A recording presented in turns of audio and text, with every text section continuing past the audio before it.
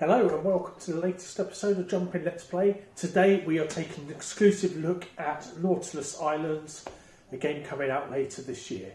So let's head down below and take a look and join us back here for our final thoughts. So here we are, set up ready for a two-player game of Nautilus Island. In this game you will be collecting cards of different colours to create sets to score the most points. So we will go over the setup before we go into the gameplay itself.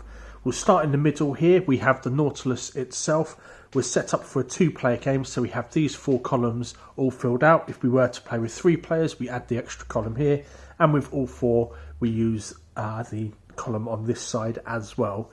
So for this, we have got 8 stacks of 8 cards. 1, 2, 3, 4, 5, 6, 7, 8. And we randomly distribute these onto the Nautilus. Any spaces with the eye symbol crossed out means that it is blind, so we place the stack face down.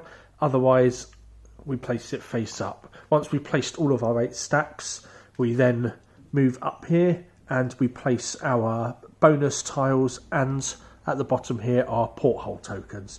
So the bonus tiles, you will get those whenever you decide on your turn. Instead of moving to a location and taking the cards, you will instead move to a location and decide to sell some cards instead.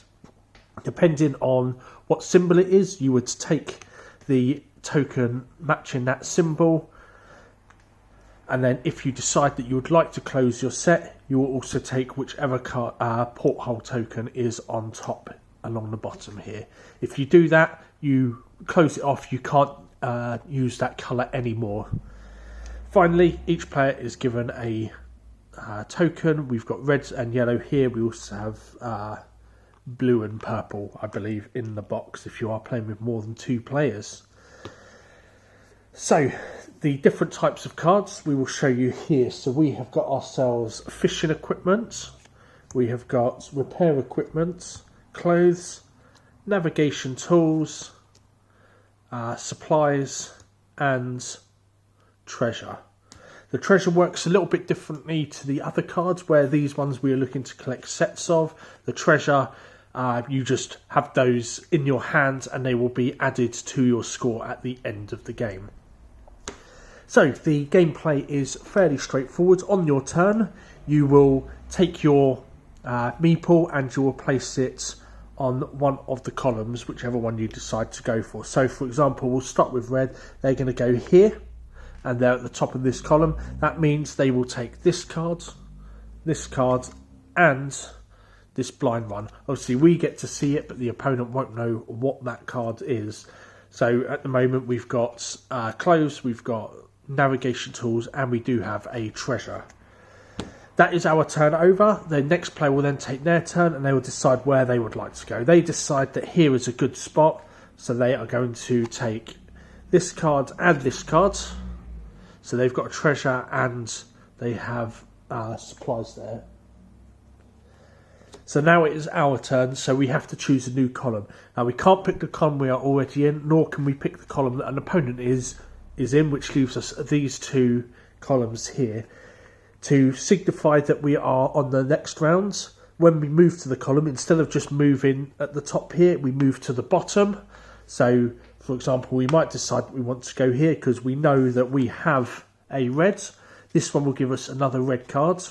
So we will take that one and we will take that one as well. So we've now got 2 sets of clothes and 2 sets of navigation tools.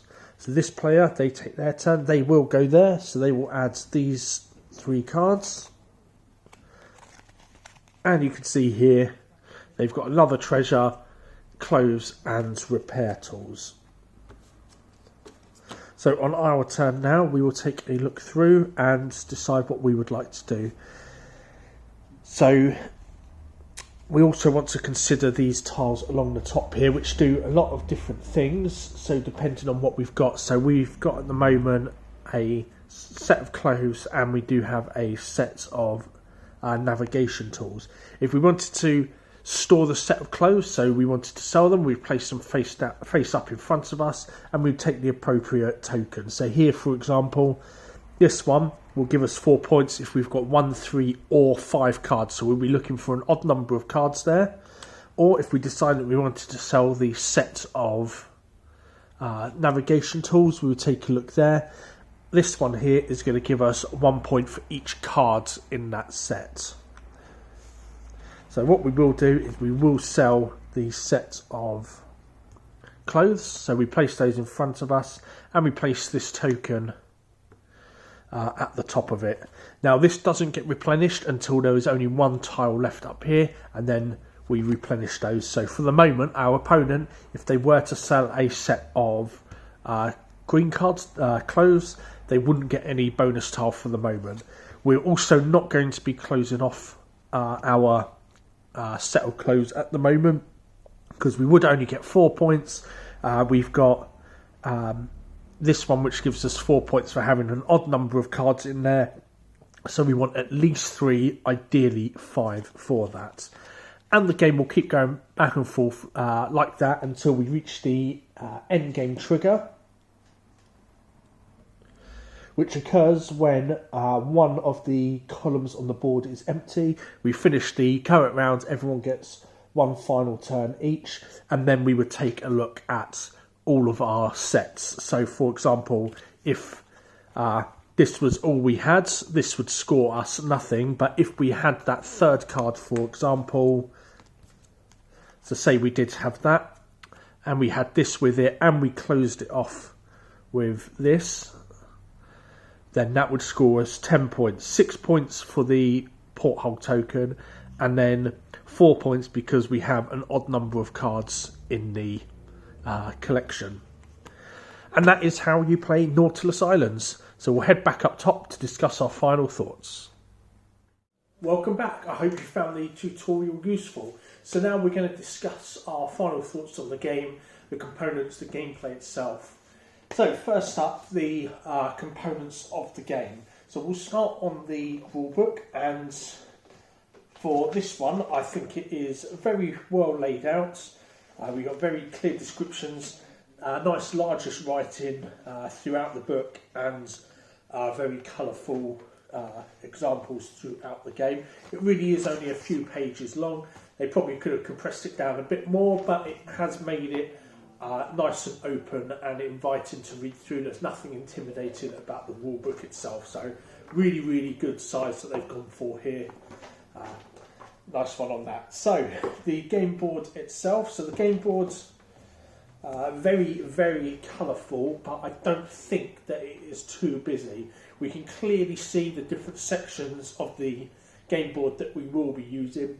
So our spaces for the cards are very clearly laid out, as are the spaces for our bonus tokens and our porthole tokens as well. So there's going to be no confusion about what goes where, and they have been very clear with the additional signage on the actual Nautilus itself, where you can see it goes for 4 players, the column for 3 players, as well as which columns are going to contain those blind stacks of cards. The rest of it is really colourful, really pretty, very well designed, but it doesn't get in the way of the main game itself. Even once you do have the components, they actually help to make all of these bits stand out even more. So really, really good on that front as well. And then we get to the individual components. So we've got our cardboard chits here for the bonus tokens and the porthole tokens. They're good standard quality, and we do have very clear descriptions of each of them as well. Obviously with the bonus tokens, you will just need to learn what each of the symbols are, what they mean from the rulebook themselves, but that will come with time. And then the cards themselves, again, very, very clearly laid out. The colours on the background of the cards are very clear, so even if, for example, you are confused between the 2 different symbols, which they just have there merely as an aesthetic, you can still see that these are red cards, these can go in a set together. These are orange cards, these can go in a set together. So very, very clearly laid out, and with the symbols as well, just to help match up with the bonus tokens along the top. And then our meeples, Again, colours are distinct enough between them all, and I like that they've just gone for kind of like Survivor kind of structure, I guess, with the different meeples, just bits sort of in keeping with the game itself.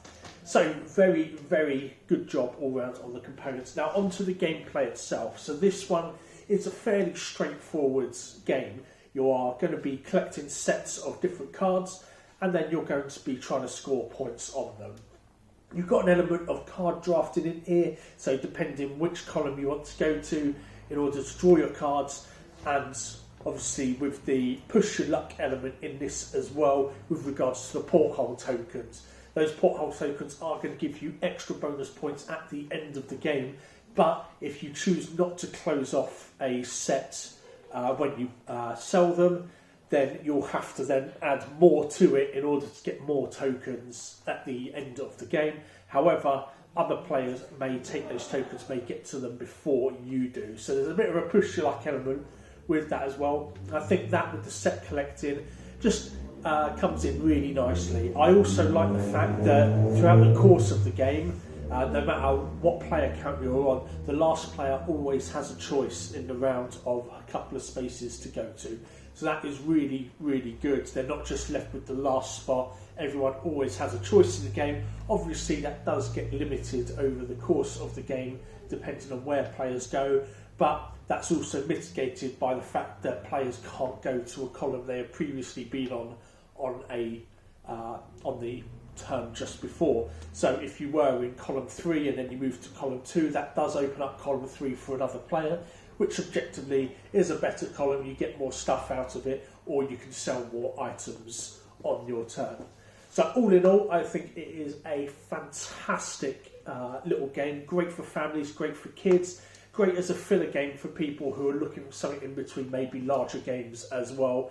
It really kind of fits into a few different niches there. If you would like to try the game out, we do have this available in our board games library. It's not out for quite a while yet, so you will be among the first to get your hands on this game, being able to play it alongside hundreds of others in the library. If you have any questions at all about this game or anything that we do at the shop, don't hesitate to give us a call or a message. Details will be in the description below. As always, thank you for watching, and we'll see you in the boardroom.